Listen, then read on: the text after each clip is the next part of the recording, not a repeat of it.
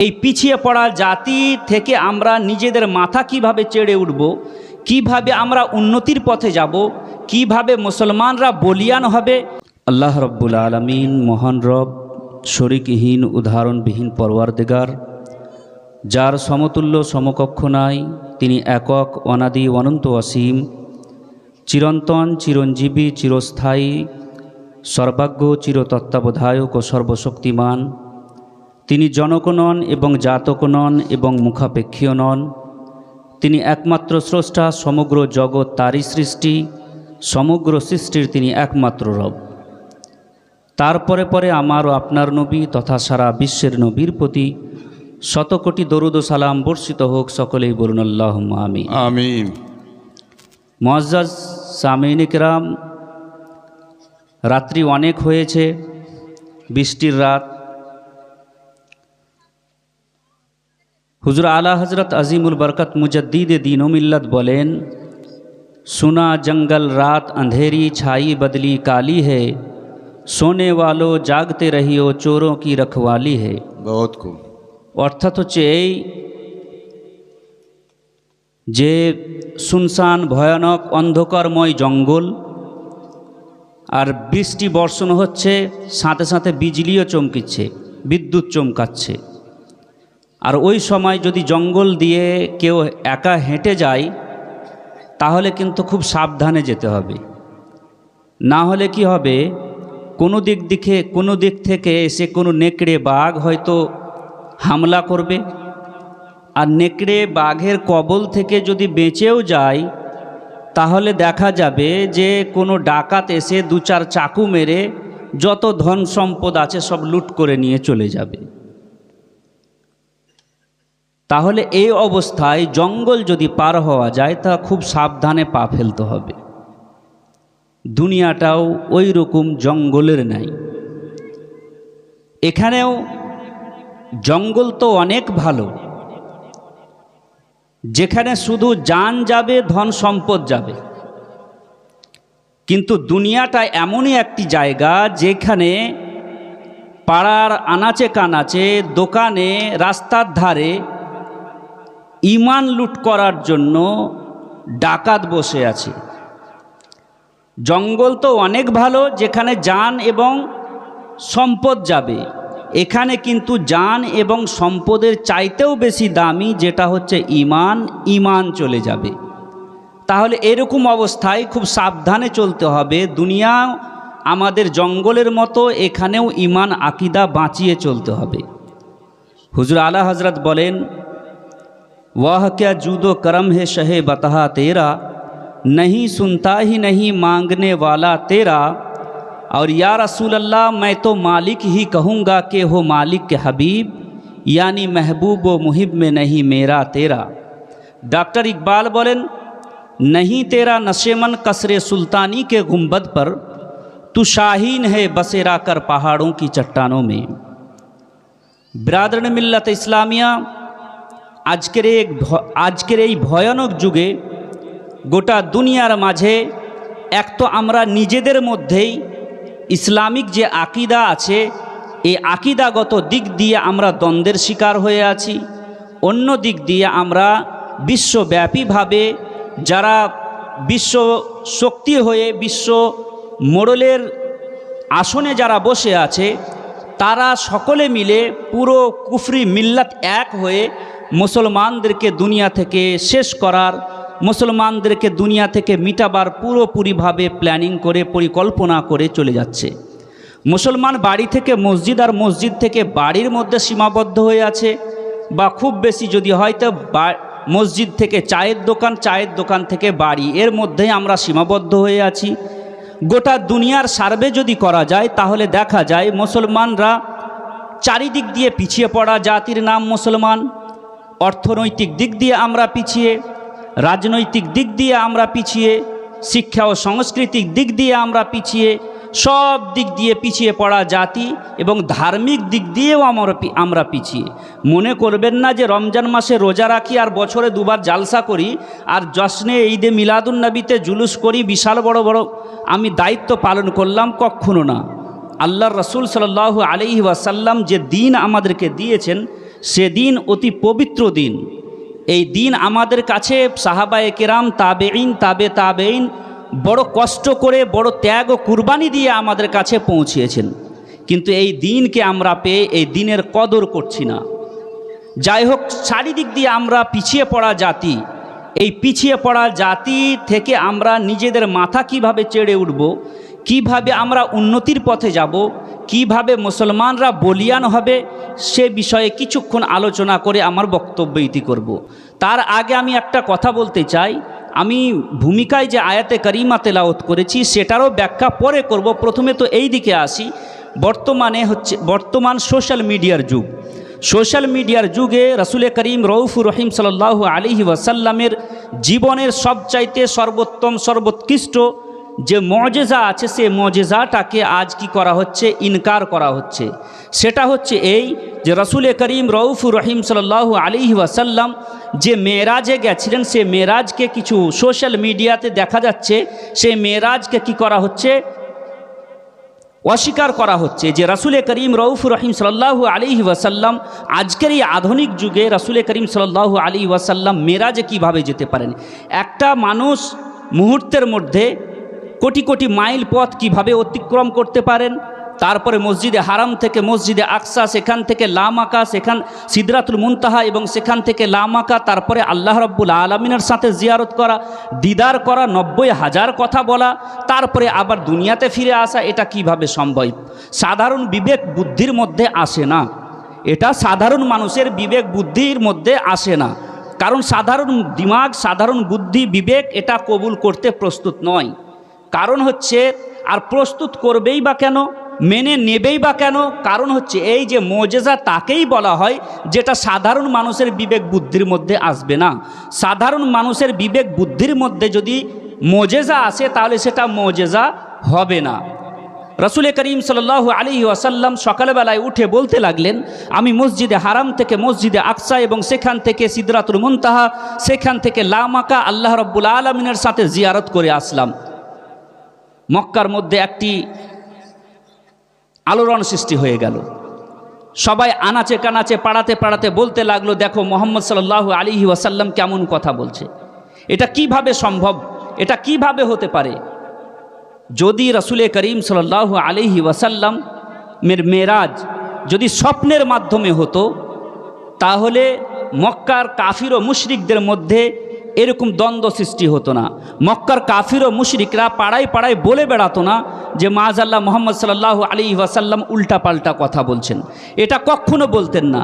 একটি সাধারণ কথা, সকালবেলায় উঠে আপনার ভাই বা আব্বা যদি বলেন যে আমি রাত্রিবেলাতে আমি দিল্লি এয়ারপোর্ট থেকে আমি কুয়েত গেছিলাম, কুয়েত থেকে মিশর থেকে আমি আবার কি করেছি, আমি আবার কলকাতা এয়ারপোর্টে চলে এসেছি এবং সেখান থেকে বাড়ি আসলাম, কেউ বিশ্বাস করবে? কোনো দিন কেউ বিশ্বাস করবে না। আর যদি সে বলে যে আমি রাত্রিবেলায় স্বপ্নের মাধ্যমে গেছিলাম, তাহলে সবাই বিশ্বাস করবে। রাসূল করিম রউফুর রহিম সাল্লাল্লাহু আলাইহি ওয়াসাল্লাম এই কথা যদি বলতেন যে আমি স্বপ্নের মাধ্যমে মেরাজ করেছি, তো মক্কার কাফির ও মুশরিকদের মধ্যে এরকম দ্বন্দ্ব এবং ঝগড়া সৃষ্টি হতো না। মক্কার কাফির ও মুশরিকরা এরকম কথা বলতো না। রাসূল করিম এই কথা বলেছিলেন যে আমি সশরীরে কোথায় গেছি? মসজিদে হারাম থেকে মসজিদে আকসা এবং সেখান থেকে লামাকা গেছি। যার জন্য মক্কার কাফিরদের মধ্যে একটি কথাবার্তা, আলোচনা শুরু হয়ে গেছিল। সকালবেলায় হজরতে আবু বকর সিদ্দিক রাদিয়াল্লাহু তাআলা আনহুর বাড়ির দরজাতে এসে কাফির ও মুশরিকরা খটখট করে আওয়াজ দিয়ে বলছে, হে আবু বকর বেরিয়ে আসো, হে আবু বকর তুমি বেরিয়ে আসো, দেখো তোমাদের নবী কীরকম কথা বলছে। হজরতে আবু বকর সিদ্দিক বেরিয়ে আসলেন। বেরিয়ে আসার পর হজরতে আবু বকর সিদ্দিককে বলা হয় যে হে আবু বকর সিদ্দিক, দেখো তোমার নবী এরকম কথা বলছে, তিনি নাকি মেরাজ করে এসেছেন। হজরতে আবু বকর সিদ্দিক সর্বপ্রথম যে কথাটি বলেছিলেন সেটা হচ্ছে এই যে আনতুম তাকজিবুনা আলাইহি, হে মক্কাবাসী, হে মক্কার কাফির ও মুশরিক, তোমরা আমার নবীর প্রতি মিথ্যা অপবাদ জানাচ্ছ, মিথ্যা অপবাদ দিচ্ছ। প্রথমত বললেন যে তোমরা আমার নবীর প্রতি মিথ্যা অপবাদ দিচ্ছ। দ্বিতীয়বার কাফির ও মুশরিকরা বলতে লাগলো, হে আবু বকর সিদ্দিক, তোমার নবী এখনও মসজিদে হারামে বসে বসে নিজের সাহাবাদেরকে এই কথাই শোনাচ্ছেন। হজরতে আবু বকর সিদ্দিক কিছুক্ষণ থেমে গিয়ে বললেন যে এখনও কি আমার নবী মসজিদে হারামে বসে নিজের সাহাবাদেরকে এই কথাই বলছেন? তো কাফির ও মুশরিকরা বলতে লাগলো, হ্যাঁ হ্যাঁ এখনও বলছেন। হজরতে আবু বকর সিদ্দিক বলতে লাগলেন, যদি আমার নবী এরকম কথা বলেছেন তাহলে সঠিক বলেছেন। বলুন সুবহানাল্লাহ। জেগে আছেন তো? আরে হজরতে আবু বকর সিদ্দিকের কথার দিকে একবার চিন্তা করুন। প্রথমত তো বললেন যে আনতুম তাকযিবুনা আলাইহি, হে মক্কাবাসী তোমরা আমার নবীর প্রতি মিথ্যা অপবাদ দিচ্ছ। দ্বিতীয়বারে বলছেন আমার নবী কি এরকম কথা বলেছেন? যদি বলেছেন তাহলে সঠিক বলেছেন। মক্কাবাসীরা আশ্চর্য হয়ে গেল। হে আবু বকর সিদ্দিক, এক্ষুনি বলছিলে যে তোমরা আমার নবীর প্রতি মিথ্যা অপবাদ দিচ্ছ, আর এক্ষুনি বলছো যে আমার নবী যদি এই কথা বলেছেন তাহলে সঠিক বলেছেন। এটা কি রকম কথা হয়ে গেল? এটা কিভাবে সম্ভব হয়? হযরত আবু বকর সিদ্দিক বলতে লাগলেন, হে মক্কাবাসী শোনো শোনো, এটা তো সাধারণ কথা, সামান্য কথা যে আমার নবী মসজিদে হারাম থেকে মসজিদে আকসা গেছেন এবং সেখান থেকে লামাকা গেছেন। এটা তো সামান্য কথা, এর থেকে বড় আশ্চর্যের কথা আমি আমার নবীর কাছ থেকে শুনে আমি বিশ্বাস করে নিয়েছি। মক্কাবাসী বলতে লাগলো, হে আবু বকর সিদ্দিক, এর থেকেও কি কোনো বড় আশ্চর্যের কথা আছে? মুহূর্তের মধ্যে এখান থেকে সেখান চলে যাওয়া, এর থেকেও কি বড় আশ্চর্যের কথা আছে? হযরতে আবু বকর সিদ্দিক বলেন, হে মক্কাবাসী শোনো শোনো, এর থেকে বড় আশ্চর্যের কথা আমার কাছে আছে, যেটা আমি আমার নবীর কাছ থেকে শুনে আমি বিশ্বাস করে নিয়েছি। মক্কাবাসীরা জিজ্ঞাসা করে, হে আবু বকর সিদ্দিক বলো বলো সে আশ্চর্যের কথাটা কি? হযরতে আবু বকর সিদ্দিক বলেন যে সেটি আশ্চর্যের কথা হচ্ছে এই যে আমার নবী বলেছেন আল্লাহ এক, আমি না দেখে বিশ্বাস করে নিয়েছি আল্লাহ এক। নবী বলেছেন জান্নাত আছে, আমরা না দেখে বিশ্বাস করে নিয়েছি জান্নাত আছে। নবী বলেছেন জাহান্নাম আছে, আমরা না দেখে বিশ্বাস করে নিয়েছি জাহান্নাম আছে। এর থেকেও কি বড় আশ্চর্যের জিনিস?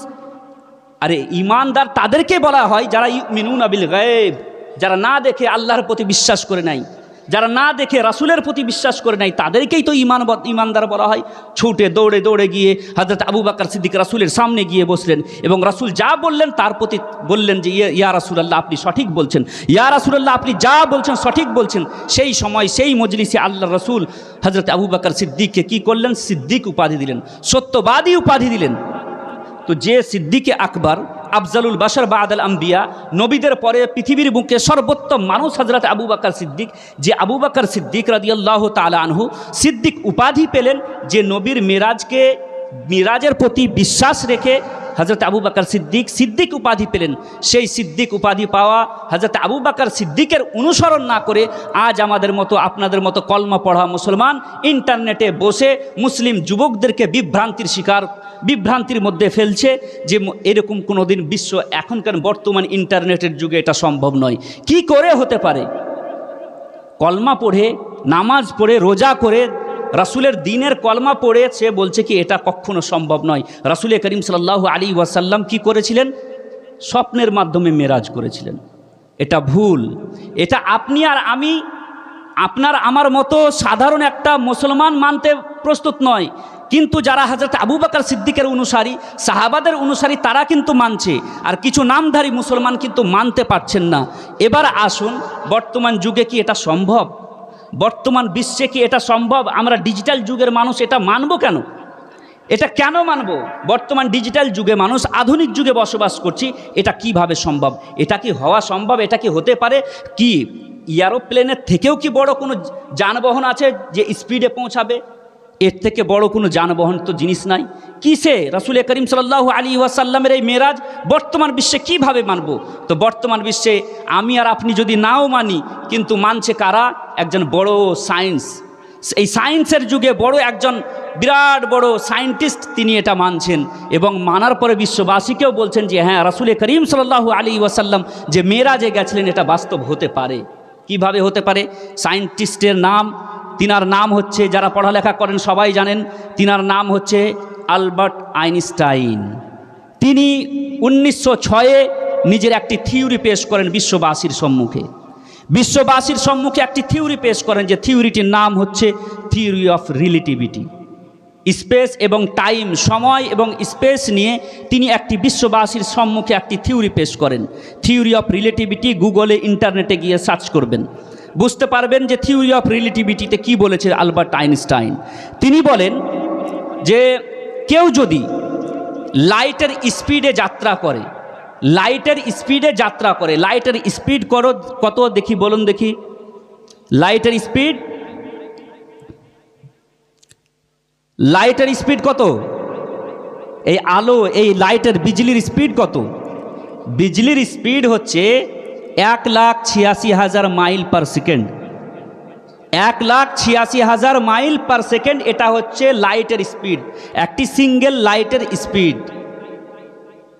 তিনি বলেন 1906 আলবার্ট আইনস্টাইন বলেন যে 1,86,000 মাইল পার সেকেন্ডের স্পিডে কেউ যদি এই স্পিডের 90% স্পিডে কেউ যদি যাত্রা শুরু করে স্পেসে, তাহলে তার জন্য সময় কি হয়ে যাবে? অর্ধেক হয়ে যাবে। মানে হচ্ছে এই পৃথিবীর বুকে একজন ব্যক্তি যাত্রা শুরু করবে, সে যদি 6 মাস চলে, আর আকাশের মধ্যে কেউ যদি যাত্রা শুরু করে লাইটের স্পিডে 90% স্পিডের যদি কেউ সফর করে আকাশের মধ্যে, তাহলে এর জন্য পৃথিবীতে 6 মাসের ব্যক্তি, 6 মাস যিনি সফর করেছেন উনার জন্য 6 মাস হবে, আর ওপরে যিনি সফর করবেন উনি সফর করবেন, তো উনার জন্য সময় অর্ধেক 3 মাস হয়ে যাবে। আর কেউ যদি 100% লাইটের স্পিডে সফর করে, যাত্রা করে, তাহলে তার জন্য সময় থেমে যাবে। কেউ যদি লাইটের স্পিডে সফর করে আকাশের মধ্যে 100% স্পিডে, তাহলে সময় তার জন্য থেমে যাবে, মানে পৃথিবীর মুখে সময় থেমে থাকবে। কেউ যদি দুনিয়াতে সফর করে, যাত্রা শুরু করে, আর আকাশের মধ্যে কেউ যদি 10 বছর, 20 বছর, 50 বছর সে যদি লাইটের স্পিডে যাত্রা করে আসে, তাহলে পৃথিবীর মুখে যেই জায়গায় সে ছেড়ে গেছিল সেই জায়গায় এসে দেখবে যে সেই জায়গায় ঘড়ির কাঁটা আছে, যেখানে যা ছিল সেখানে তাই থাকবে। এটা আমি এবং হাদিস কোরআনের কথা নয়, এটা বর্তমান বিশ্বের বড় সায়েন্টিস্ট 1905-এ তিনি থিওরি পেশ করেন, আলবার্ট আইনস্টাইন, বড় বিশাল বড় বৈজ্ঞানিক, তিনি পেশ করেন। এবার রাসূলের দরবারে আসুন। রাসূলকে জিজ্ঞাসা করা হয়, ইয়া রাসূলুল্লাহ, আপনি কোন জিনিসে সফর করেছিলেন? আপনি যে স্পেসে সফর করেছিলেন, যাত্রা শুরু করেছিলেন, কিসে যাত্রা করেছিলেন? রাসূল করিম সাল্লাল্লাহু আলাইহি ওয়াসাল্লাম বলেন, আমি বোরাকে সফর করেছিলাম। বোরাকে বারকুন, বার্ক বলা হয় কাকে? বার্ক বলা হয় বিজলিকে। বার্ক বলা হয় বিজলিকে, অর্থাৎ এই আলোকে, লাইটকে, বিজলিকে, বিদ্যুৎকে বলা হয় বার্ক। আর বার্কের বহু বচনকে বলা হয় বুর্রাক। রাসূলকে জিজ্ঞাসা করা হয়, ইয়া রাসূলুল্লাহ, আপনি কিসে সফর করেছিলেন? রাসূল বলেন বুর্রাকে। অর্থাৎ হচ্ছে এই যে একটি লাইটের, একটি সিঙ্গেল লাইটের স্পিডে কেউ যদি সফর করে তার জন্য কি হয়? সময় থেমে যায়। আর হাজার হাজার লাইটকে কি করা হয়? হাজার হাজার লাইটকে বোরাকের নাম দিয়ে, বোরাকের হাজার হাজার লাইটকে মাল্টিপ্লাই করে বোরাকের মতো সাজিয়ে, বোরাকের স্পিডে যখন রাসূল করিম সাল্লাল্লাহু আলাইহি ওয়াসাল্লাম সফর করেন এবং ঘুরে এসে দেখেন তো সেই জিনজিন নড়ছে, আর ওজুর পানি গড়ছে, আর বিছানা গরম হয়ে আছে। মেরাজের জিনিসকে বর্তমান বিশ্বে কিন্তু বুঝতে যদি না পারেন, তো হুজুর আলা হযরত নিজের কবিতার মাধ্যমে বুঝাতে চেয়েছেন, সেটা হচ্ছে এই যে ওহি হে আউ্বাল, ওহি হে আখির, ওহি হে জাহির, ওহি হে বাতিন, উসি কে জলবে, উসি সে মিলনে, উসি সে উসকি তরফ গয়ে থে।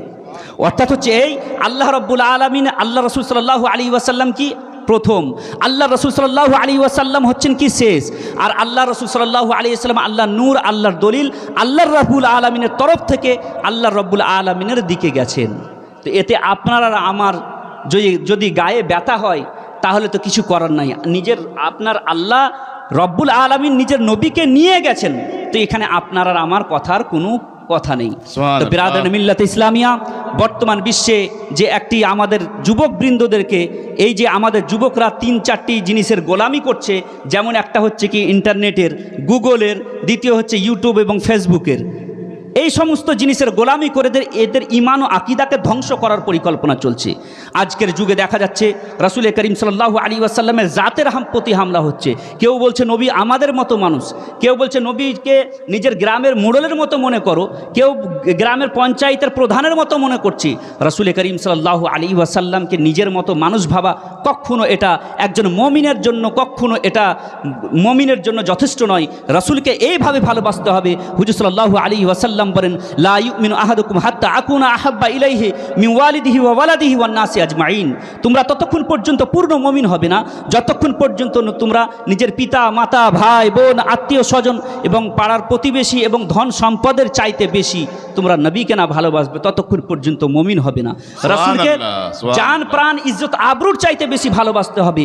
রাসূল প্রেমী খোদা প্রাপ্তির পূর্ব শর্ত। আল্লাহকে পেতে গেলে রাসূলকে পেতে হবে, রাসূলকে ভালোবাসতে হবে। হুজুর সাল্লাল্লাহু আলাইহি ওয়াসাল্লাম মির্জাতে আকদাস এত পবিত্র যে এরকম পবিত্র পৃথিবীতে আর কিছু নেই। রাসূল করিম সাল্লাল্লাহু আলাইহি ওয়াসাল্লামের সাথে প্রেম যদি আমরা করতে চাই তো প্রেম তো আমাদেরকে শিখিয়েছেন ইমাম ইশক মোহাব্বত হুজুর আলা হযরত আজিমুল বরকত মুজাদ্দিদে দ্বীন ও মিল্লাত। হুজুর আলা হযরত আজিমুল বরকত মুজাদ্দিদে দ্বীন ও মিল্লাত রাসূলের জাতের সাথে কিভাবে প্রেম করতেন একটি উদাহরণে বুঝতে পারবেন। হুজুর আলা হযরত আজিমুল বরকত মুজাদ্দিদে দ্বীন ও মিল্লাত বলেন, রাজা কিসি সগে তৈবা কে পাও ভি চুমে। হে আহমদ রাজা, রাসূলের দরবারের গোলামি করার কোনো কুকুরের কি পা চুম্বন করেছো? রাজা কিসি সগে তৈবা কে পাও ভি চুমে, তুম और आहा के इतना दिमाग लेके चले। তুমি এত বড় আল্লামা হয়ে গেছো আর রাসূলের দরবারের কোনো গোলামি করা কুকুরের পা চুম্বন করতে পারোনি, তো কি করেছো? এইরকম ইশক করতে হবে, এইরকম ভালোবাসা রাখতে হবে। হুজুর সাল্লাল্লাহু আলাইহি ওয়াসাল্লামের দরবারের সাথে নয়, হুজুর সাল্লাল্লাহু আলাইহি ওয়াসাল্লামের সংস্পর্শে যত কিছু আছে সবকে ভালোবাসতে হবে। হুজুর সাল্লাল্লাহু আলাইহি ওয়াসাল্লামের পা থেকে মাথা পর্যন্ত হুজুর সাল্লাল্লাহু আলাইহি ওয়াসাল্লাম কি হচ্ছেন মুজিজা। রাসূল করিম সাল্লাল্লাহু আলাইহি ওয়াসাল্লামের পা থেকে মাথা পর্যন্ত পুরোটাই আল্লাহ রাব্বুল আলামিনের নিদর্শনসমূহ এবং যত দুনিয়াতে নিদর্শন আছে সমস্ত নিদর্শনের মধ্যে সর্বোত্তম নিদর্শনসমূহ। রাসূল করিম সাল্লাল্লাহু আলাইহি ওয়াসাল্লামের হাত, কলব, চেহারা প্রশংসার আল্লাহ রাব্বুল আলামিন পবিত্র কোরআনে রাসূল করিম সাল্লাল্লাহু আলাইহি ওয়াসাল্লামের পুরো শরীরের অঙ্গ প্রত্যঙ্গের প্রশংসা করেছেন। হুজুর সাল্লাল্লাহু আলাইহি ওয়াসাল্লামের পুরো অঙ্গ প্রত্যঙ্গের প্রশংসা করেছেন। হুজুর সাল্লাল্লাহু আলাইহি ওয়াসাল্লামের কখনো দিলের প্রশংসা করেছেন, কখনো চোখের প্রশংসা করেছেন, কখনো চেহারার প্রশংসা করেছেন, কখনো কি করেছেন নিজের রাসূল সাল্লাল্লাহু আলাইহি ওয়াসাল্লামের হাতের প্রশংসা করেছেন। আল্লাহ রাব্বুল আলামিনের রাসূল করিম রউফুর রহিম সাল্লাল্লাহু আলাইহি ওয়াসাল্লামের একটি কথা বলে আমি বক্তব্য আগে বাড়াতে চাই। যেমন রাসূল করিম সাল্লাল্লাহু আলাইহি ওয়াসাল্লাম যখন হাত উঠিয়েছেন, আমরা তো প্রায় শুনেছি হাত উঠিয়েছেন তো চন্দ্র দ্বিখণ্ডিত হয়ে গেছে, শুনিনি? দুই খণ্ডেও হয়ে গেছে, চন্দ্র দুই খণ্ড হয়ে গেছেন। হুজুর আলা হযরত আজিমুল বরকত মুজাদ্দিদে দ্বীন ও মিল্লাত বলেন, सूरज उल्टे पाँव पलटे चाँद इशारे से हो चाक, अंधे नजदी देख ले कुदरत रसूलुल्लाह की। রাসূলের কুদরত নাই, কেউ বলছে রাসূল কিছু করতে পারে না। হুজুর আলা হযরত বলছেন, অন্ধ নাজদিরা দেখো রাসূল করিম সাল্লাল্লাহু আলাইহি ওয়াসাল্লামের হাত দ্বারা চন্দ্র দ্বিখণ্ডিত হয়ে গেছে, ডুবা সূর্য ফিরে এসেছে। রাসূল করিম সাল্লাল্লাহু আলাইহি ওয়াসাল্লাম পা রেখেছেন তো ওহুদ পাহাড়ের মধ্যে ভূমিকম্প বন্ধ হয়ে গেছে। ওহুদ পাহাড় ভূমিকম্প হয়েছে তো রাসূল করিম সাল্লাল্লাহু আলাইহি ওয়াসাল্লামের পায়ের লাথের জোরে ওহুদ পাহাড়ের মধ্যে ভূমিকম্প হয়েছে তো ভূমিকম্প বন্ধ হয়ে গেছে। রাসূল করিম সাল্লাল্লাহু আলাইহি ওয়াসাল্লাম হুজুর সাল্লাল্লাহু আলাইহি ওয়াসাল্লাম হাত ভরেছেন কোনো পাত্রের মধ্যে তো কি করেছেন, নহর জারি করে দিয়েছেন। হুজুর আলা হযরত আজিমুল বরকত রাসূল করিম সাল্লাল্লাহু আলাইহি ওয়াসাল্লামের প্রত্যেকটি মুজিজাকে সামনে রেখে বলেন, হুজুর সাল্লাল্লাহু আলাইহি ওয়াসাল্লামের হাতের প্রশংসা করে হুজুর আলা হযরত আজিমুল বরকত মুজাদ্দিদে দ্বীন ও মিল্লাত বলেন যে নদিয়াঁ পঞ্জাবে রহমত কি হে জারি ওয়াহ ওয়াহ। ইয়া রাসূলুল্লাহ সাল্লাল্লাহু আলাইহি ওয়াসাল্লাম আপনার হাতের বরকত এমন যে আপনার হাত দ্বারা 5টি নহর পর্যন্ত বেরিয়ে গেছে। রাসূল করিম সাল্লাল্লাহু আলাইহি ওয়াসাল্লাম হুজুর সাল্লাল্লাহু আলাইহি ওয়াসাল্লাম রোজা রেখেছেন কখনো, তো সাহাবারা রাসূল করিম সাল্লাল্লাহু আলাইহি ওয়াসাল্লামের রোজার নকল করার চেষ্টা করেছেন। রাসূল করিম বলেছেন, না তোমরা আমার মতো চেষ্টা করো না, কারণ আমি তোমাদের মতো নয় আর তোমরা আমার মতো নয়। হুজুর আলা হযরত আজিমুল বরকত মুজাদ্দিদে দ্বীন ও মিল্লাত বলেন, লম ইয়াতি নযীরু কাফি নজরিন মিসলে তু নশুদ पैदा जाना जगराज को ताज তুরে সরসু হে তুজকো শহে দুসরা জানা। রাসূল করিম সাল্লাল্লাহু আলাইহি ওয়াসাল্লাম আমাদের মতো নয়, কখনো হুজুর সাল্লাল্লাহু আলাইহি ওয়াসাল্লাম আমাদের মতো হতে পারেন না। হুজুর আলা হযরত বলেন, আনাফি আতাশিম ওয়া সাখাক আতম এ গैसु ये पाक ये अब्र करम बरसनहारे रिम झिम दो बूंद इधर भी गिरा जाना। ইয়া রাসূলুল্লাহ সাল্লাল্লাহু আলাইহি ওয়াসাল্লাম হুজুর সাল্লাল্লাহু আলাইহি ওয়াসাল্লামের দরবারে থাকা এবং রাসূলের প্রশংসা করা এটা শুধু কি, এটা ইবাদত শুধু নয়, আফজালুল ইবাদত, এটা আফজালুল ইবাদত। রাসূল করিম সাল্লাল্লাহু আলাইহি ওয়াসাল্লাম একদা শুয়ে আছেন, হযরত উম্মে সুলাইম কি করছেন, রাসূল করিম সাল্লাল্লাহু আলাইহি ওয়াসাল্লামের ঘাম দ্বারা বরকত নেওয়ার জন্য কি করছেন, রাসূলের ঘামকে বোতলের মধ্যে জমা করছেন। আল্লাহ রাসূল সাল্লাল্লাহু আলাইহি ওয়াসাল্লাম ঘুম থেকে জাগ্রত হয়ে বলছেন, মা তাসনাঈনা ইয়া উম্মা সুলাইম, হে উম্মে সুলাইম তুমি কি করছো? উম্মে সুলাইম বলেন যে আমি আপনার ঘাম থেকে ইয়া রাসূলুল্লাহ বরকত অর্জন করছি। ইয়া রাসূলুল্লাহ আপনার ঘাম থেকে আমি বরকত অর্জন করছি, আমার আর আপনার ঘামে কিন্তু বরকত হয় না, রাসূলের ঘাম থেকে বরকত নেওয়া হয়। হুজুর সাল্লাল্লাহু আলাইহি ওয়াসাল্লামের এই জিনিসকে সামনে রেখে, এই হাদিসকে সামনে রেখে হুজুর আলা হযরত আজিমুল বরকত মুজাদ্দিদে দ্বীন ও মিল্লাত বলেন, ওয়াল্লাহ जो मिल जाए मेरे गुल का पसीना मांगे ना कभी इत्र ना फिर चाहे दुल्हन फूल। ইয়া রাসূলুল্লাহ সাল্লাল্লাহু আলাইহি ওয়াসাল্লাম আপনার শরীর মুবারকের যদি সামান্যতম ঘাম কোনো নবদম্পতি পেয়ে নেয়, তাহলে তার জীবনটা ধন্য হয়ে যায়। রাসূল করিম সাল্লাল্লাহু আলাইহি ওয়াসাল্লাম, রাসূল করিম সাল্লাল্লাহু আলাইহি ওয়াসাল্লামের হুজুর সাল্লাল্লাহু আলাইহি ওয়াসাল্লাম কখনো থুতু ফেলেছেন? বুখারী শরীফের মধ্যে এসেছে যে হুজুর সাল্লাল্লাহু আলাইহি ওয়াসাল্লাম থুতু ফেলেছেন, নাক মুবারক থেকে পানি ফেলেছেন, তো সাহাবায়ে কেরামরা হাতের মধ্যে নিয়ে নিয়েছে। এত ইশক, এত ভালোবাসা, এত প্রেম রাসূলের সাথে। আমরা হচ্ছে সাহাবীর গোলাম, আমরা হচ্ছে সাহাবের পদঙ্ক অনুসরণ করে চলনেওয়ালা মানুষ, সুন্নি সহিউল আকীদার মানুষ। কারণ হচ্ছে এই সাহাবীর আল্লাহ রাসূল বলেন আসহাবিকা নুজুম বিআইহিম ইক্তাদাইতুম ইহতাদাইতুম, আমার সাহাবারা হচ্ছে তারকার নাই, তোমরা তার মধ্যে যার অনুসরণ করবে তোমরা সঠিক পথের সন্ধান পাবে। হুজুর আলা হযরত বলেন আহলে সুন্নাত কা হে বেড়া পার আসহাবে হুজুর নজম হে और নাও হে ইতরত রাসূলুল্লাহ কি। আহলে সুন্নাত যারা সুন্নি হানাফি দল, যারা আহলে সুন্নাত, যারা সওয়াদে আজমের মধ্যে পড়ছে, বড় দলের অন্তর্ভুক্ত, তারা হচ্ছে কি সকলে জান্নাতি। কারণ এদের কাছে আল্লাহ রাসূল সাল্লাল্লাহু আলাইহি ওয়াসাল্লামের আহলে বায়াতও আছে এবং সাহাবাদের তরিকাও আছে। দুই জিনিসকে এরা সাথে নিয়ে চলে, যার জন্য হচ্ছে কি এদের জন্য জান্নাত হচ্ছে কি এদের জন্য। কারণ হচ্ছে কি তুঝসে আর জান্নাত সে क्या मतलब वो हावी दूर हो हम রাসূলুল্লাহ কি। আমরা হচ্ছে কি রাসূলুল্লাহ, আর রাসূলুল্লাহর কি জান্নাত। রাসূলুল্লাহ কি করবেন? নিজের গোলামদেরকে জান্নাতে প্রবেশ করাবেন। যারা গোলাম হতে পারেনি তাদেরকে কিন্তু রাসূলুল্লাহ সাল্লাল্লাহু আলাইহি ওয়াসাল্লামের জান্নাতে কিন্তু প্রবেশ করাতে পারবেন, প্রবেশ করবে না তারা। রাসূল করিম সাল্লাল্লাহু আলাইহি ওয়াসাল্লামের জাতের সাথে ভালোবাসা রাখুন, হুজুর সাল্লাল্লাহু আলাইহি ওয়াসাল্লামকে জান প্রাণ দিয়ে ভালোবাসা রাখুন। শুধু মুখে প্রকাশ করলে হবে না যে রাসূলকে ভালোবাসি, শুধু জালসা করলে মনে আপনি শুধু রাসূলের প্রেম জালসা করে প্রকাশ করবেন তা নয়। জালসা এবং জুলুস তো অবশ্যই আমাদেরকে করতে হবে, তার সাথে সাথে রাসূলের দ্বীনকে জিন্দা রাখার জন্য কি করতে হবে? আমাদেরকে আলিম ওলামা বানাতে হবে, সমাজকে শিক্ষিত করতে হবে। কারণ আমরা সবাই জানি শিক্ষা জাতির মেরুদণ্ড, কিন্তু সব চাইতে বেশি অশিক্ষিত জাতি মুসলমানদের মধ্যে। সব জায়গায় লেখা থাকছে যে সর্বশিক্ষা অভিযান, শিক্ষা জাতির মেরুদণ্ড, education is the backbone of nation, সব জায়গায় লেখা থাকছে। আমরা জানি, কিন্তু নিজের ছেলেদেরকে রাজমিস্ত্রি পাঠাচ্ছি। যদি দিনকে জিন্দা রাখতে চান তাহলে কিন্তু কি করতে হবে? শিক্ষা অর্জন করাতে হবে, নিজের সমাজকে শিক্ষিত করতে হবে। কারণ রাসূল করিম রউফুর রহিম সাল্লাল্লাহু আলাইহি ওয়াসাল্লামের আগমন যে যুগ হয়, সেই যুগ ছিল অসভ্যতার যুগ, সেই যুগ সভ্যতার যুগ ছিল না। সেই যুগে কোনো রকম সভ্যর কাজ হতো না। সেই যুগে মানুষকে খুন করত, সেই যুগে মানুষকে কতল করত, চুরি ডাকাতি ছিল তাদের পেশা। নারী শিশু কন্যাকে কি করতো? তারা জ্যান্ত কবর দিয়ে দিত। কখনো কখনো কি করত? নারীকে ভোগ বিলাসের বস্ত্র মনে করতো। ওই সময় রাসূল করিম সাল্লাল্লাহু আলাইহি ওয়াসাল্লাম আরবের বুকে আগমন ঘটালো এবং রাসূল করিম সাল্লাল্লাহু আলাইহি ওয়াসাল্লামের আবির্ভাবে সেই আরবের কি হলো? সেই অসভ্য অশিক্ষিত বর্বর জাতিকে আল্লাহ রাসূল সাল্লাল্লাহু আলাইহি ওয়াসাল্লাম সভ্য জাতিতে পরিণত করলেন। রাসূল করিম সাল্লাল্লাহু আলাইহি ওয়াসাল্লাম ওই সমস্ত চোরদেরকে সমাজের মালের পাহারাদার বানালেন, যারা নারীর সম্মান নিয়ে ছিনিমিনি খেলতো। রাসূল করিম রউফুর রহিম সাল্লাল্লাহু আলাইহি ওয়াসাল্লাম তাদেরকে কি করলো? সমাজের নারীদের পাহারাদার বানিয়ে দিলেন, নারীদের সম্মানের পাহারাদার বানিয়ে দিলেন। কোন এমন শিক্ষা দ্বারা, কোন এমন জিনিস দ্বারা, কোন এমন মন্ত্র দ্বারা? এটা আমাদেরকে সর্বপ্রথম ভাবতে হবে। রাসূল করিম সাল্লাল্লাহু আলাইহি ওয়াসাল্লাম কোন মন্ত্র দ্বারা, কোন জাদু বিদ্যা দ্বারা রাসূল করিম সাল্লাল্লাহু আলাইহি ওয়াসাল্লাম সে আরববাসীর সে অসভ্য জাতিকে সভ্য জাতিতে পরিণত করেননি। নিজের আখলাক এবং শিক্ষা দিয়ে রাসূল করিম সাল্লাল্লাহু আলাইহি ওয়াসাল্লাম পুরো আরবের মধ্যে নয়, বরং অর্ধেক পৃথিবীর মধ্যে কি করেছেন? স্বর্ণের যুগ কায়েম করেছিলেন। আর সেই শিক্ষা দীক্ষাকে পিছে ফেলে রেখে আজ মুসলমান অসহায়। আমি প্রায় জালসাতে এটা বলি, তালাবুল ইলমে ফরিদাতুন আলা কুল্লি মুসলিম। আমাদের মুফতি সাহেব সামনে বসে আছেন, জিজ্ঞাসা করে নেবেন যে তালাবুল ইলমে ফরিদাতুন আলা কুল্লি মুসলিম, প্রত্যেক মুসলমানের প্রতি শিক্ষা অর্জন করা ফরজ। এর অর্থ এই নয় যে শুধু খালি দ্বীনি শিক্ষা অর্জন করা ফরজ, না, কখনো নয়। দুনিয়াতে যত রকম শিক্ষা আছে সব শিক্ষাই হচ্ছে ফরজ, যদি সেটা আল্লাহ এবং তার রাসূলকে এবং ইসলামের ভালাইয়ের জন্য অর্জন করা যায়, সেটাই হচ্ছে দ্বীনি শিক্ষা, ইসলামিক শিক্ষা।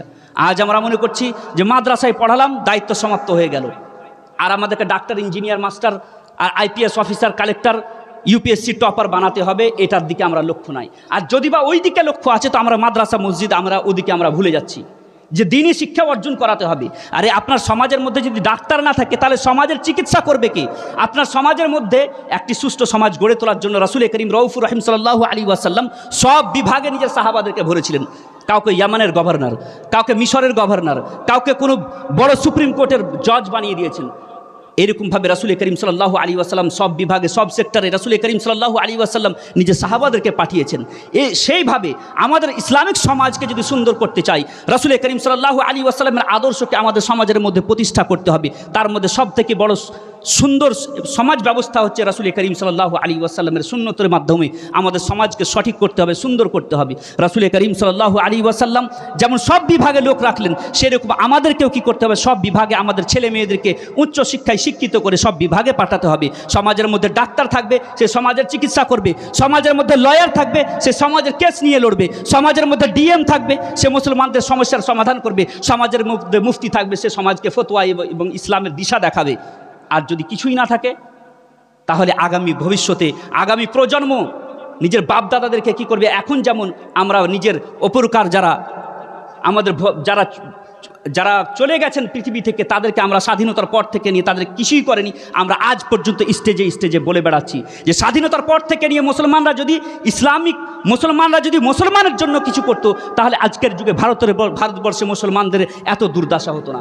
শিক্ষার দিক দিয়ে হোক, অর্থনৈতিক দিক দিয়ে হোক বা রাজনৈতিক দিক দিয়ে হোক, কোনো দিক দিয়ে মুসলমানরা শুধু ঘুমিয়ে থেকেছে। যে সময় মুসলমানদের বড় বড় চাচারা, বাবারা, দাদুরা চায়ের দোকানে চা খেয়েছে, সিগারেট খেয়েছে, বিড়িতে সময় কাটিয়েছে, সেই সময় আরএসএসের বড় বড় কর্মকর্তারা, আরএসএসের সদস্যরা নিজের ছেলে মেয়েদেরকে ইউপিএসসির ট্রেনিং দিয়েছে, WBCS এর ট্রেনিং দিয়েছে। আর সেই সময় আমাদের মুসলমানদের বড় বড় নামাজিরা, গাজীরা চায়ের দোকানে বসে বসে কি করেছে? আমাদের বাপদাদারা সময় কাটিয়েছে। মুসলিম যুবকদেরকে একটা দিশা দেখায়নি।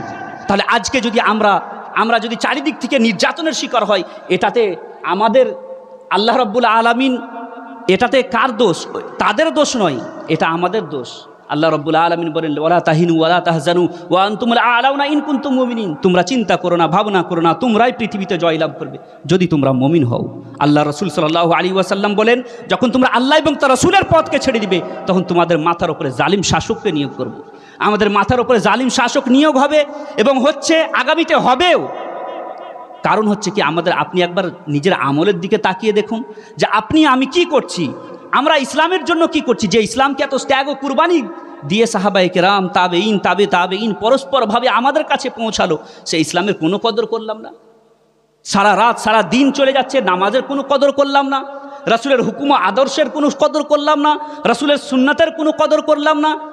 তারপরে ভাবছি আসমান থেকে ফেরেশতা এসে আমাদেরকে বাঁচাবে। এটা কি করে সম্ভব? এটা কিভাবে হতে পারে? আপনি সারা জীবন কিছু করবেন না, আল্লাহ রাসূলের দ্বীনের জন্য কিছু করবেন না, আল্লাহ রাসূলের সুন্নত মোতাবেক নিজের জীবন যাপন করবেন না, আল্লাহর হুকুম আহকামকে পিছিয়ে ফেলে রেখে আধুনিকতায় গা ভাসিয়ে বেড়াবেন, আর আধুনিকতার মাঝে নিজের সফলতাকে খুঁজে বেড়াবেন, নিজের ছেলে মেয়েদেরকে রাসূলের প্রেম ভালোবাসার প্রতি শিক্ষা দিবেন না, আর মনে করবেন যে আপনার পেট থেকে আলবার্ট আইনস্টাইন জন্মগ্রহণ করবে, গৌসে আজমের গোলাম জন্মগ্রহণ করবে, ইমাম হোসেনের গোলামরা জন্মগ্রহণ করবে। এটা ভুল ধারণা, কখনো হতে পারে না। আরে সকাল থেকে সন্ধ্যা পর্যন্ত মুসলমান তো হারাম কামাই ছাড়তে পারছে না, তো ইমাম হোসেনের গোলামকে কিভাবে জন্ম দিবে? মোহাম্মদ বিন কাসেমকে কিভাবে জন্ম দিবে? না, কখনো হতে পারে না। আমাদেরকে ছাড়তে হবে, গোলামি করতে পরে মদিনাওয়ালা রাসূল করিম রউফুর রহিম সাল্লাল্লাহু আলাইহি ওয়াসাল্লামের গোলামি করতে হবে।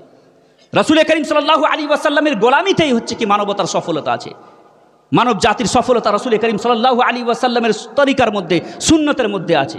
যতই আমরা আলবার্ট আইনস্টাইন আর আবুল কালাম আজাদ আর রবীন্দ্রনাথ ঠাকুর আর কবি নজরুলের জীবন কাহিনী পড়িনি কেন, এর মধ্যে সফলতা কখনো আসতে পারে না।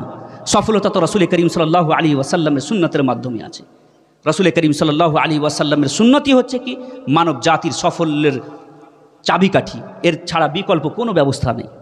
বিরাদরান মিল্লাতে ইসলামিয়া, আসুন সে রাসূলের দরবারে আমরা তওবা করি, সে আল্লাহর দরবারে আমরা তওবা করি এবং তওবা করে নিজের গুনাহকে মাফ করিয়ে আমরা সঠিকভাবে রাসূলের সুন্নাত মোতাবিক নিজের জীবন যাপন করি এবং নিজের ছেলে মেয়েদেরকে উচ্চ শিক্ষায় শিক্ষিত করে বড় বড় জায়গায় পৌঁছাই। নাহলে ভারতের যে সিচুয়েশন, যে অবস্থা, কখনো গরুর নামে, কখনো লাভ জেহাদের নামে, কখনো চোর নাম দিয়ে, কখনো ডাকাত নাম দিয়ে খুন করা হচ্ছে, কতল করা হচ্ছে। শুধু ভারতেই নয়, ভারতের বাইরে রোহিঙ্গা চলে যান, তারপরে চলে যান ফিলিস্তিন, যেটা চলছে এখন পর্যন্ত, হাজার হাজার শিশুকে হত্যা করা হচ্ছে, যেখানে অ্যানিমাল চাইল্ড রাইটস নিয়ে কথা বলা হয়। ইউনাইটেড নেশন গোটা দুনিয়াকে কন্ট্রোল করার জন্য যারা কমিটি বানিয়েছে, তারা চুপ করে মুখে তালা লাগিয়ে বসে আছে। আর মুসলিম ছেলে মেয়েদের বিভৎস লাশ, বিভৎস সুন্দর চেহারাওয়ালা মুসলমান ছেলে মেয়েদের বিভৎস লাশ কি হচ্ছে, রাস্তার দুই পাশে পড়ে আছে। এই ইউনাইটেড নেশন যারা বিশ্ব নেতৃত্বে আসনে বসে আছে, তারা মুখে তালা লাগিয়ে বসে আছে। কিচ্ছু বলছে না। কুকুরের বাচ্চারা শীতের সময় মরছিল, তখন মিডিয়াতে চিল্লিয়ে চিল্লিয়ে বলছিল, অ্যানিমাল রাইটসের কথা বলছিল, পশুর অধিকারের কথা বলছিল। কিন্তু রাসূল করিম সাল্লাল্লাহু আলাইহি ওয়াসাল্লামের দ্বীনের অনুসরণকারী ছোট ছোট শিশু সন্তানরা, মুসলমানদের ছোট ছোট বাচ্চারা মরছে, কিন্তু এদের জন্য কোনো আইন নেই। তাহলে এদেরকে থেকে পরিত্রাণ পাওয়ার জন্য আপনি মনে করবেন মোহাম্মদ বিন কাসেম আসবে, হাজ্জাজ বিন ইউসুফ আসবে আপনাকে আমাকে বাঁচাতে, কখনো নয়। নিজের আমল নিজেকে কি করতে হবে, এর বাঁচার জন্য উপায় করতে হবে। আর সেটা হচ্ছে কি, শিক্ষার হাতিয়ার। সেটা হচ্ছে শিক্ষার হাতিয়ার। আগামী দিন যেমন 100 বছর পিছিয়ে আমরা গেছি, 1000 বছর যেমন পিছিয়ে গেছি, শিক্ষা আমাদেরকে 1000 বছর চেষ্টা চালিয়ে গিয়ে আমাদেরকে কি করতে হবে, সেই জায়গায় আমরা পৌঁছাতে পারবো। নচেত মনে করবেন যে 100 বছর হয়তো কাজ করলাম নিয়ে আমরা সেই লেভেলে পৌঁছাবো, কখনো নয়। যেমন 1000 বছর ঘুমিয়ে থেকেছি, 500 বছর ঘুমিয়ে থেকেছি, এরকম 500 বছর নয়, 1000 বছর মেহনত করতে হবে, তারপরে স্বর্ণের যুগ কায়েম করতে পারবো। সাহাবারা যেভাবে স্বর্ণের যুগ কায়েম করেছেন, কারণ তাদের মধ্যে খুলুস ছিল, লিল্লাহিয়াত ছিল, আল্লাহ এবং তার রাসূলকে রাজি করার জন্য সব কিছু করতেন। আমাদের যা কিছু করবো সকাল থেকে সন্ধ্যা পর্যন্ত আল্লাহ এবং তার রাসূলকে রাজি করার জন্য করব। ডক্টর ইকবাল বলেন, মেহবে তসবি তো সব হে মগর ইদরাক কাহা, জিন্দেগি খুদ হে ইবাদত হে মগর হোশ কা। সকাল থেকে সন্ধ্যা পর্যন্ত মানুষ যা করে সব কিছু ইবাদত, যদি হোশ থাকে। এমনকি হাদিসে এসছে যে আল্লাহ রসুল বলেন, তুমি তোমার সেই লোকমা খাবার সময়, সেই লোকমা যেটা তুমি তোমার স্ত্রীর মুখে তুলে দাও, এর মধ্যেও সাদকা, এর মধ্যেও নেকি, এটাও ইবাদত। আর আমরা ইবাদত তো ইবাদত, নামাজ পড়া তো দূরের কথা, এই ছোট ছোট নেকিগুলো থেকেও বঞ্চিত। নিজের স্ত্রী এবং নিজের পাড়া প্রতিবেশীর সাথে একটি ভালো সম্পর্ক রাখা, এটাও রাসূল করিম সাল্লাল্লাহু আলাইহি ওয়াসাল্লামের সুন্নাত। রাসূল করিম সাল্লাল্লাহু আলাইহি ওয়াসাল্লাম মক্কার মাঝে থেকে এক অপরকে প্রেম, প্রীতি, ভক্তি, শ্রদ্ধা, ভালোবাসা শিখিয়েছেন। প্রথমত অন্য কিছু শিখায়ননি। হুজুর সাল্লাল্লাহু আলাইহি ওয়াসাল্লাম ভূমিকা বেঁধেছেন। রাসূল করিম সাল্লাল্লাহু আলাইহি ওয়াসাল্লাম 40 বছর পর নবী হওয়া প্রকাশ করেছেন। এই 40 বছরে রাসূল করিম সাল্লাল্লাহু আলাইহি ওয়াসাল্লাম মুসলমান নয়, মানুষের মধ্যে প্রেম, মানুষের মধ্যে ভালোবাসা, এক অপরের সাথে প্রেম, প্রীতি, ভক্তি, শ্রদ্ধা, ভালোবাসা নিয়ে চলতে হবে, বাঁচতে হবে, এই শিক্ষাই দিয়েছেন। কিন্তু সেই পাঠটা আমরা কখনো বুঝি না এবং বলিও না এবং ভাবিও না। হুজুর সাল্লাল্লাহু আলাইহি ওয়াসাল্লাম আমাদের জন্য একটি সুষ্ঠু সমাজ গড়ে তোলার জন্য কতই না ত্যাগ ও কুরবানি দিয়েছেন, কতই না ত্যাগ ও কুরবানি দিয়েছেন। কখনো তাইফে মার খেয়েছেন, কতই বা দুইবার তাইফে গিয়ে মার খেয়েছেন, রক্তে রক্তাক্ত হয়ে গেছে, পুরো শরীরের মধ্যে রক্ততে লাল হয়ে গেছে। ফেরেশতারা এসে বলেছেন, ইয়া রাসূলুল্লাহ, আপনি হুকুম করুন, 2 পাহাড়কে নিয়ে আমরা কি করি, তাইফকে শেষ করে দিব। রাসূল করিম সাল্লাল্লাহু আলাইহি ওয়াসাল্লাম বলছেন, বরদাস্ত, সবুর, ধৈর্যদের দেখুন কেমন রাসূল করিম সাল্লাল্লাহু আলাইহি ওয়াসাল্লাম। হুজুর বলছেন, আগামী প্রজন্ম, এদের আগামী প্রজন্ম কি হবে, মুসলমান হবে। আপনি যাকে আজকে হয়তো কুকথা বলছেন, আজকে হয়তো যাকে ইসলাম থেকে খারিজ করছেন, তাকে যদি মিষ্টি ভাষা ইসলামের মধ্যে নিয়ে আসেন, হয়তো তার আগামী প্রজন্ম, তার কাছ থেকে যারা জন্মগ্রহণ করবে, আগামী প্রজন্ম হয়তো সুন্নি সহিউল আকিদা হবে। অনেক দিক আছে। এক হাঙ্গামায় মেহশর হতো উসকো ভুলু, সৈকড়োं বাতों का रह के ख्याल आता है। একটা সমস্যা তো নয়, হাজার হাজার সমস্যা। কোন সমস্যার কথা বলবো? রাজনৈতিক দিক, শিক্ষা ও সাংস্কৃতিক দিক, অর্থনৈতিক দিক। আমি তো এটা বলবি, মুসলমানদের কাছে না দিন আছে না দুনিয়া আছে। মুসলমানদের কাছে না দিন আছে না দুনিয়া আছে। আমাদের কাছে দিনও নাই, দুনিয়াও নাই। আরে দিন যদি বা দিন নাই, তো দুনিয়া তো কমসে কম বিল গেটস তো হওয়া দরকার ছিল নাকি হুজুর? বিল গেটস তো হওয়া দরকার ছিল। কিন্তু দিনেও হযরতে আবু বকর সিদ্দিকের অনুসরণ করতে পারছি না, আর দুনিয়াতে বড় বড় বিজনেসম্যানদেরও অনুসরণ করে বড় লোক হতে পারছি না। তো কি আছেটা কি? শুধু বাড়ি গাড়ি বানালাম, জায়গা জমি কিনলাম, আর 60-70 বছর কি করলাম, সময় পেলাম, আয়ু পেলাম, আর সে আয়ুকে আমি চায়ের দোকানে এখানে সেখানে কাটিয়ে দিলাম। যৌবনকালকে কিসে কাটালাম জানি না, বয়স্ক কালে হয়তো 1-2 বার উমরা করে নিজের দায়িত্ব সমাপ্ত করে দিলাম। কখনো না, এর নাম মুসলমান নয়। আল্লাহ রাসূল সাল্লাল্লাহু আলাইহি ওয়াসাল্লাম বলেন যে তোমার যৌবনকাল কোথায় তুমি কাটিয়েছো, এটাও তোমাকে জিজ্ঞাসা করা হবে। তোমার যে সময় তোমার ইবাদত করার দরকার ছিল, সেই সময়টা তুমি কোথায় কাটিয়েছো, এটাও আল্লাহর দরবারে জবাব দিতে হবে। আর বয়স্ক কাল, যখন তোমার কেউ নেই, তখন তো তুমি আল্লাহর দরবারে আসবাই সিজদা দিতে, তখনকার ইবাদত। আর সেই সময়, যে সময় শরীরের মধ্যে জোশ ও জজবা আছে, যৌবন আছে, সেই সময় আল্লাহ রাব্বুল আলামিনের দরবারে ইবাদত করা, এটার মধ্যে আসমান ও জমিন পার্থক্য, আকাশ পাতাল পার্থক্য। তাই বলি, হে যুবকেরা, হে নওজওয়ানেরা, যে সময় আল্লাহ রাব্বুল আলামিনের দরবারে সিজদা দেওয়ার সময়, প্রত্যেক দিন আল্লাহ রাব্বুল আলামিন প্রত্যেক রাতে আমাদেরকে ডাক দিয়ে বলেন যে হে আমার বান্দারা, আসো আমার দরবারে, আমি দয়ালু মুনিব, দয়ালু রব তোমার, দয়ালু প্রতিপালক তোমাকে ক্ষমা করে দিব। হাদিস শরীফে এসছে যে আল্লাহ রসুল বলেন, কেউ যদি যতই বড় গুনাহ করুক না কারো, যদি সে আল্লাহ রব্বুল আলামিনের দরবারে এতটুকু কান্না করে যে নিজের চোখের এক কোণায় মশা বা মাছির পরিমাণ যদি চোখের মধ্যে অশ্রু ঝরাতে পারে, অশ্রু নিয়ে আসতে পারে, এবং দিল সাচ্চা করে কেউ যদি আল্লাহ রব্বুল আলামিনের দরবারে তওবা করে, আল্লাহ রব্বুল আলামিন তার জীবনের সমস্ত গুনাহকে ক্ষমা করে দেন। চিন্তা করুন, এত বড় দয়ালু দরবার, এত বড় দয়ালু মুনিব, এত বড় আল্লাহ, সে আল্লাহ রব্বুল আলামিন প্রতিদিন বলছে, হে বান্দারা আসো আমার দরবারে। সকালে গুনাহ করেছো রাত্রিবেলায় আসো, রাত্রে গুনাহ করেছো সকালবেলায় এসে আমার দরবারে 2টা সিজদা করো, আর সিজদা করে আমার দরবারে একবার ক্ষমা চাও, আমি তোমার সারা জীবনের গুনাহকে ক্ষমা করতে প্রস্তুত। সুবহানাল্লাহ। তাহলে এত বড় দয়ালু মুনিব পেয়েছি আমরা, এত বড় দয়ালু রব পেয়েছি আমরা।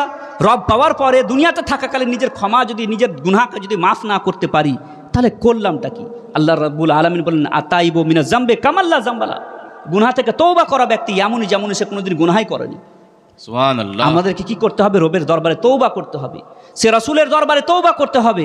হুজুর সাল্লাল্লাহু আলাইহি, তাই বলি যুবকদেরকে যে মোবাইলে পাবজি, ইন্টারনেটে পাবজি আর ফ্রি ফায়ার আর বিভিন্ন সোশ্যাল মিডিয়াতে নিজের রাত্রি অতিবাহিত না করে আল্লাহ রাব্বুল আলামিনের দরবারে একবার রাত্রি অতিবাহিত করে দেখো। আল্লাহ রাব্বুল আলামিনের দরবারে একবার রাত্রি অতিবাহিত করে দেখো, কতই না মজা পাবে। দুনিয়ার মধ্যে, ইসলামের মধ্যে যত রকম আলোড়ন এসছে যুবকদের দ্বারাই এসছে, যুবকেদের মাধ্যমেই দুনিয়ার মধ্যে, ইসলামের মধ্যে আলোড়ন এসছে। মোহাম্মদ বিন কাসিম 19 বছরের সেনাপতি, ইমামে হোসেন কোনো বুড়ো ছিলেন না, বয়স্ক ছিলেন না, সবাই যারা বড় বড় আলোড়ন নিয়ে এসছেন সবাই যুবকরা ছিল। যুবকদের দ্বারাতেই আলোড়ন আসবে। আর যুবকরা যদি, সমাজের ইসলামের যুবকরা যদি শুধরে যায়, তাহলে ইনশাআল্লাহুল আজিজ পুরো সমাজ শুধরে যাবে।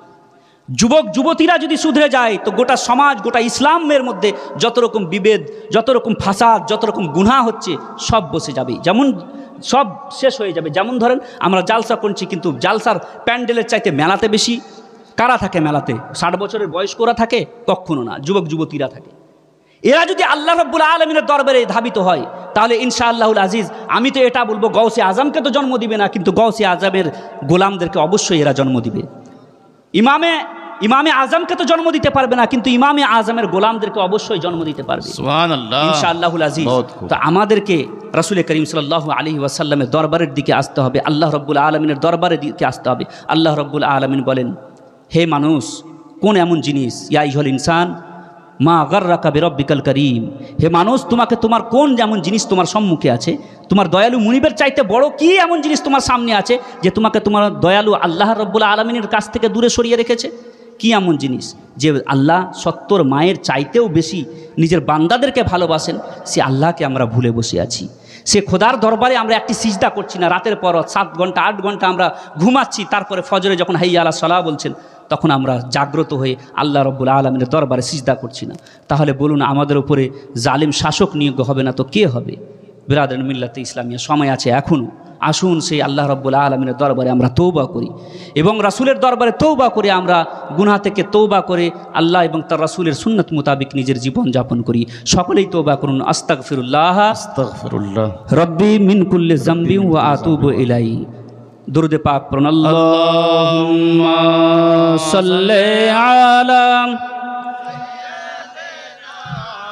মাওলানা মুহাম্মদ ওয়া আলা আলি সাইয়্যিদিনা ওয়া আলা আলি সাইয়্যিদিনা মাওলানা মুহাম্মদ সাল্লু আলা মুহাম্মাদিন সাল্লু আলা মুহাম্মদ হরদম জবান সে নিকালো পাক নামে মুহাম্মদ হরদম জবান সে নিকালো শফিআনা মুহাম্মদ সাল্লাল্লাহু তাআলা আলাইহি ওয়াসাল্লাম।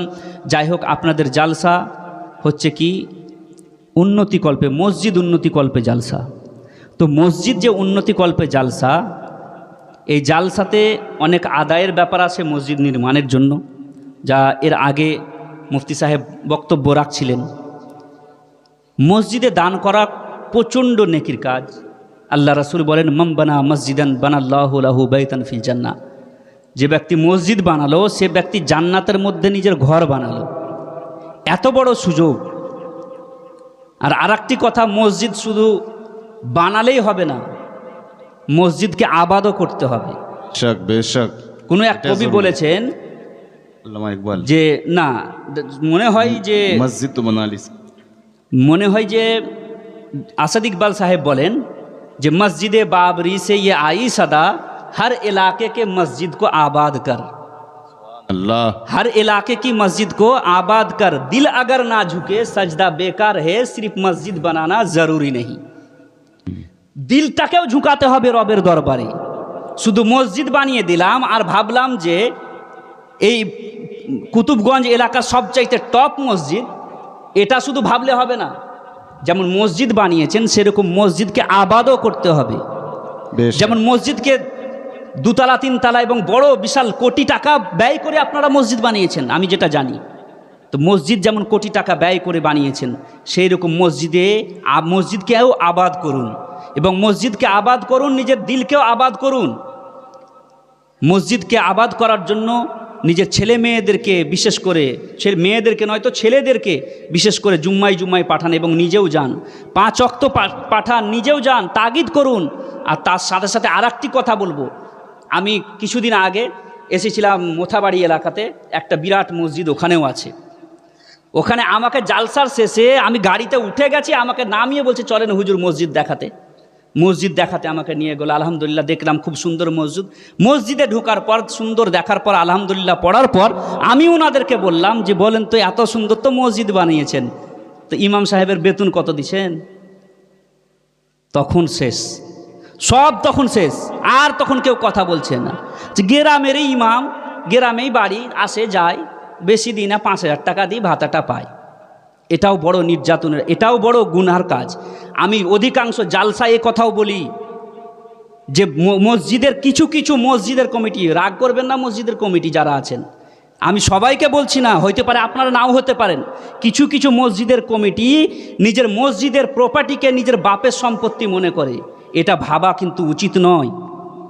এটা সমাজের জিনিস, আল্লাহ রব্বুল আলামিনের জিনিস, আল্লাহ রব্বুল আলামিনের মসজিদে ওয়াকফের জিনিস। আর আপনি মসজিদের ইমামের তানখা বেতনটা কম করবেন, এটা কোন যুক্তিতে? কখনো না। ইমামদের বেতনটা বেশি করুন, যাতে ইমামরাও নিজের ছেলে মেয়ে সন্তান সন্ততি নিয়ে সুখে দুধ ডাল ভাত খেতে পারে। নাহলে এমন অবস্থা আমাদের সমাজের মসজিদের যে কখনো কেউ মসজিদের ভাতা নিয়েই থাকছে। মসজিদের ইমামদের বেতনটা সঠিক দিন। একটা মানুষের মজুরিও পর্যন্ত আমরা সঠিকভাবে দিই না, এটা বড়ই নির্যাতন। আমি প্রায় জালসাতে এটাও বলি যে অধিকাংশ মসজিদের কমিটিরা আল্লাহ রব্বুল আলামিনের দরবারে তাদেরকে জবাব দিতে হবে, হতে পারে জাহান্নামেও যেতে পারে। কারণ হচ্ছে এটাই, সে নিজে মাস্টার, সে নিজে 70,000 টাকা ইনকাম করে, 80,000 টাকা ইনকাম করে, কিন্তু মসজিদের মৌলানা সাহেবকে 10,000 টাকা দিতে তাকে খুব কষ্ট লাগে। কারণ কি? আপনি তো নিজের টাকা দিচ্ছেন না, আপনি তো সমাজের টাকা দিচ্ছেন। বিরাদরান মিল্লাত ইসলামিয়া, দিনকে জিন্দা যদি রাখতে চান, ইসলামকে যদি জিন্দা রাখতে চান, ওলামায়ে কেরামদেরকে জিন্দা রাখুন, মাদ্রাসাকে জিন্দা রাখুন। কারণ এরাই হচ্ছে দিনের মুবাল্লিগ, দিনের প্রসারক। এরা যদি না থাকে তাহলে দিন যতটুকু এখন আছে সেটাও টিকবে না। আল ওলামা ওয়ারাসাতুল আম্বিয়া, ওলামারা হচ্ছেন কি? নবীর ওয়ারিস। নবীর ওয়ারিসদের কদর করুন, জাতি আপনার কদর করবে। নবীর ওয়ারিসদের সম্মান করুন, জাতি আপনার সম্মান করবে। না হলে পরে 4 দিন 40 চাহারুম হবে, আপনাকে ভুলে যাবে। আপনি মরে গেলেই 4 দিনকার দিনে 40 দিনকার দিনে আপনাকে ভুলে যাবে। যাই হোক, আসুন, আল্লাহ রসুল বলেন ইজা মাতাল ইনসান ইনকাতা আনহু আমালুহু। মানুষ যখন মরে যায়, ইন্তেকাল করে যায়, তার সমস্ত আমল বন্ধ হয়ে যায়। আল্লাহ রসুল বলেন ইল্লা মিন সালাস। আল্লাহ রসুল বলেন 3টি আমল কখনো বন্ধ হয় না। সেটা কি? সাদকায়ে একটা জারিয়া, ইলম বা সাদকায়ে জারিয়া, নেক সন্তান। এমন ইলম, এমন জ্ঞান ছেড়ে গেলেন যে জ্ঞান দ্বারা অপর কি হবে? উপকৃত হবে, মানুষ উপকৃত হবে। দ্বিতীয় হচ্ছে যে এমন সাদকায়ে জারিয়া করে গেলেন যা দ্বারাই জনগণ উপকৃত হবে। মসজিদও বানা, এটা সাদকায়ে জারিয়ার মধ্যে পড়ছে। আপনি আল্লাহর ঘর বানিয়ে গেলেন, 200 বছর, 500 বছর, হাজার হাজার বছর সেখানে লোক নামাজ পড়বে। আপনার যদি একটি ইঁট লাগা থাকে সেখানে, তো আপনাকে কি হবে, আল্লাহ রাব্বুল আলামিন ওই ইঁট লাগার কারণে আপনি মরে যাওয়ার পরেও, ইন্তেকাল হওয়ার পরেও আপনার আমল নামাতে নেকি লেখা হবে। আর আপনি যদি নেক্সট সন্তান রেখে যেতে পারেন, নেক্সট সন্তানের অর্থ এই নয় যে মুফতি বানিয়ে গেলেন, আলিম বানিয়ে গেলেন, না। নেক্সট সন্তান যে হারাম হালালের পার্থক্য করতে পারবে, রাসূলের সাথে ভালোবাসতে পারবে, সাহাবাদের তরিকায় চলতে পারবে, সুন্নাত মোতাবিক নিজের জীবনযাপন করতে পারবে, এবং নিজের পিতামাতার জন্য ইন্তেকালের পর নিজের পিতামাতার জন্য দোয়া করতে পারবে, রব্বির হামহুমা কামা রব্বায়ানি সাগীরা। হে আল্লাহ, আমার পিতামাতার প্রতি রহম করো, যেমন সে আমাকে ছোট, যখন আমি শৈশবকালে ছিলাম, যখন আমি শিশু ছিলাম, তখন আমার প্রতি যেভাবে দয়া করেছিলেন, করুণা করেছিলেন, রহম করেছিলেন, আমার পিতামাতার প্রতিও জান্নাতে তুমি, কবরে তুমি কি করো, রহম করো। এইরকম সন্তান ছেড়ে যান, তাহলে কি হবে, জীবন ধন্য হয়ে যাবে। নাহলে এত টাকা পয়সা, বাড়ি গাড়ি করে গেলেন, আর আপনি কবরে আপনি পরিত্রাণ পেলেন না, হাসরে পরিত্রাণ পেলেন না, কি দরকার, কি লাভ হলো?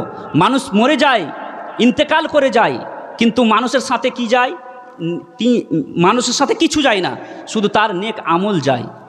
আল্লাহ রসুল বলেন, হে আমার সাহাবারা, তোমরা বলো যে তোমরা নিজের মালের চাইতে কি কেউ অপরের মালকে ভালোবাসো? সাহাবারা বললেন, না ইয়া রাসূলুল্লাহ, সবাই তো নিজের মালকে ভালোবাসে, অপরের মালকে কেউ ভালোবাসতে জানে না। আল্লাহ রসুল বলেন, তোমার মাল সেটাই যেটা তুমি খাওয়া দাওয়া করলে, তোমার মাল তো সেটাই তুমি খাওয়া দাওয়া করলে, আর যেটা পড়লে, আর যেটা আল্লাহর রাস্তায় ব্যয় করলে, সেটাই তোমার মাল। আর বাকি যত ধন সম্পদ তুমি ছেড়ে গেলে, এটা তোমার মাল নয়, বরং তোমার ওয়ারিসিনদের মাল। যদি তুমি নেক সন্তান যদি ছেড়ে না এসেছো, ওয়ারিস যদি সঠিক না ছেড়ে এসেছো, তোমার ধন সম্পদ কালকে হয়তো, পরশু হয়তো লটারিতে, তরশু হয়তো মদে, হয়তো অন্যান্য কিছুতে ব্যয় করে তোমার সন্তান তোমার সব কিছুকে শেষ করে দিবে, আর তুমি কবরে কতই না আযাবের শিকার হবে। তো বিরাদরানে মিল্লাতে ইসলাম, যখন সময় আছে, সময় থাকতে আমাদেরকে কি করতে হবে, নিজের আযাব, নিজের জাহান্নাম থেকে বাঁচার সব রকম পরিকল্পনা আমাদেরকে করে এহ জগৎ থেকে পরলোক যেতে হবে। কারণ কবর প্রতিদিন ডাক দিয়ে বলে, আমি হলাম কি পোকামাকড়ের ঘর, আমার কাছে কেউ বাঁচতে পারবে না, আমি পোকামাকড়ের ঘর, আমার কাছে আসো তবেই বুঝতে পারবে। আরে যে মানুষ একটি থাপ্পড় খেতে পারে না, ইমাম গেজালি বলেন যে মানুষ একটি পুলিশের থাপ্পড় খেতে পারে না, একটি মশার কামড় খেতে পারে না, সে হাজার হাজার কোটি কোটি পোকামাকড়ের কামড় কিভাবে সহ্য করবে? বিরাদরানে মিল্লাতে ইসলামিয়া, সময় অনেক আছে, এখনও যদি আমরা তওবা করি, পশ্চিম দিক থেকে সূর্য এখনও উদয় হয়নি, এখনও তওবার দরজা খোলা আছে। আমাদেরকে তওবা করে আল্লাহ রাব্বুল আলামিনের দরবারে তওবা করে আমাদেরকে নেক হয়ে আল্লাহ রাব্বুল আলামিনের দরবারে সাফ হয়ে যেতে হবে, না হলে কিন্তু ভয়ঙ্কর আযাবের সম্মুখীন হতে হবে। যাই হোক, নিজের সন্তানদেরকে নেক বানান, নিজের সন্তানদেরকে রাসূলের প্রেম শিখান, নিজের সন্তানদেরকে আদর্শ শিখান, এবং শেষে বলি, আধি রুটি খাও, বাচ্চোকে পড়াও।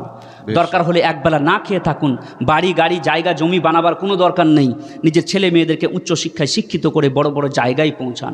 যাই হোক, এই সংক্ষিপ্ত আলোচনা এই বৃষ্টির রাতে করে আমি আমার বক্তব্য ইতি করলাম। বলা এবং ভাষার মাধ্যমে হয়ে থাকে ভুল ত্রুটি, ক্ষমা প্রার্থী। আমা আলাইনা ইল্লাল বালাগ। আসসালামু আলাইকুম ওয়া রাহমাতুল্লাহি ওয়া বারাকাতুহু।